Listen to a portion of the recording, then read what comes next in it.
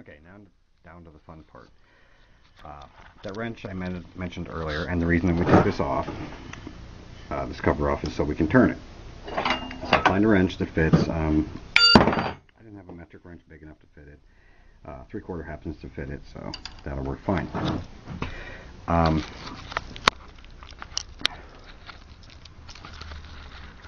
You could have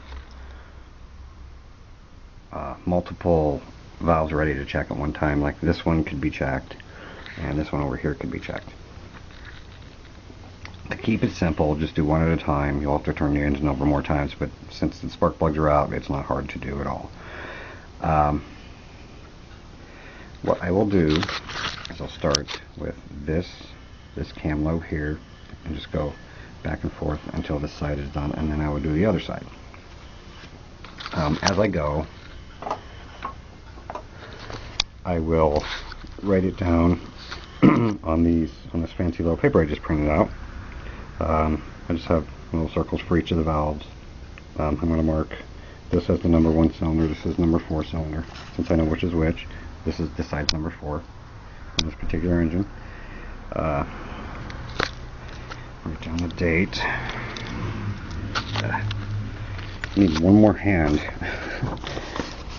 It is August 2, 2008.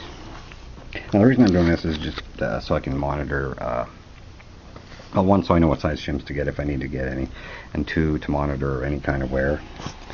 Mileage is 11,778. So this will be cylinder 1. This will be cylinder 4.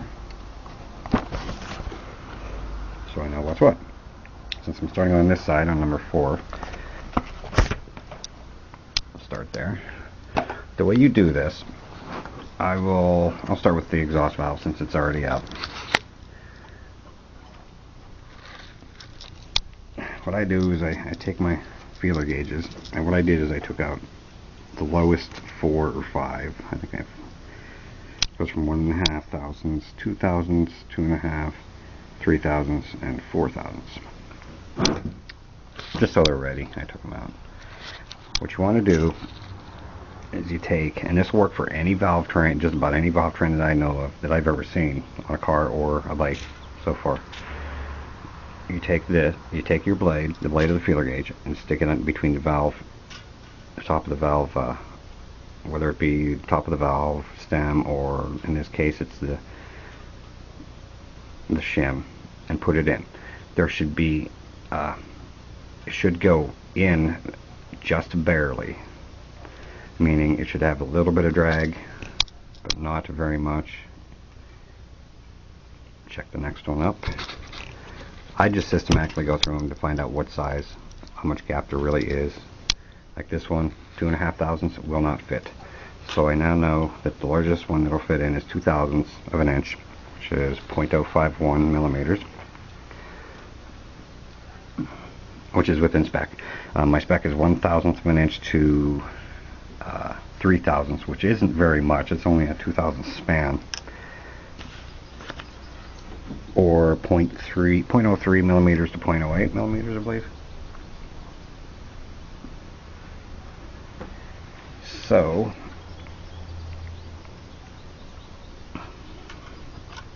for number 4 exhaust valve, exhaust valve, I will write down 0.02 because I go by thousandths. Actually, I should probably write down both. So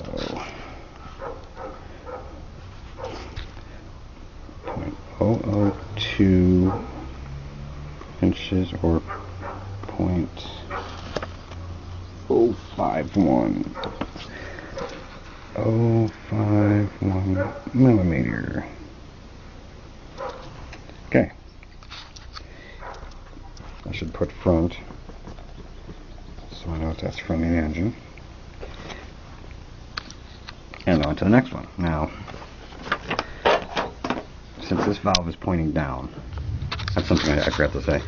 well, I think I said it, but make sure this valve is pointing straight away from the valve. You can see which way the valve pushes down. It pushes down this way. The valve goes down through the head this way.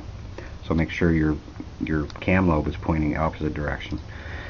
Now I'll turn this over until this valve is pointing opposite of the valve, or this cam lobe is pointing opposite of the valve, like so, because this valve goes down in this way, at that angle.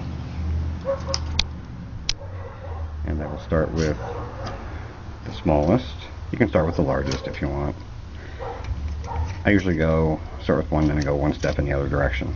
1.5 fits, 2 thousandths fit, 2.5 thousandths fit, 3 thousandths fit, and I have 4 thousandths open because because that's the next one out of that one is actually out of spec, that size. So that one's 3 thousandths, which is actually, in this case, it's good because it's 3 thousandths. 0.076. And there goes the screwdriver. This is the intake valve, which is 0.003 or 0.076. 0.076 according to the feeler gauge. Okay. So that's how you check that. You just continue on and make sure you make sure you get them right. Like I said, put them in the right places on the sheet. Keep track of them so you know what shims to buy, or which valve you have to adjust which way. I'm going to finish up checking them and writing them down, and then decide what I have to do from there.